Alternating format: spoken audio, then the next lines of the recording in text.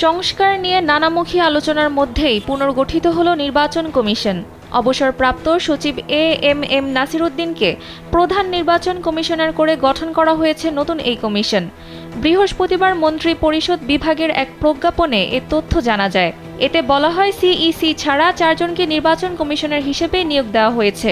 তারা হলেন অবসরপ্রাপ্ত অতিরিক্ত সচিব মোহাম্মদ আনোয়ারুল ইসলাম সরকার, অবসরপ্রাপ্ত জেলা ও দায়রা জজ আব্দুর রহমানেল মাসুদ, অবসরপ্রাপ্ত যুগ্ম সচিব বেগম তহমিদা আহমদ এবং সাবেক ব্রিগেডিয়ার জেনারেল আবুল ফজল মোহাম্মদ সানাউল্লাহ। এর আগে নির্বাচন কমিশন পুনর্গঠনে আইন অনুযায়ী গেল 29 অক্টোবর আপিল বিভাগের বিচারপতি জুবায়ের রহমান চৌধুরীর নেতৃত্বে 6 সদস্যের সার্চ কমিটি গঠন করা হয়।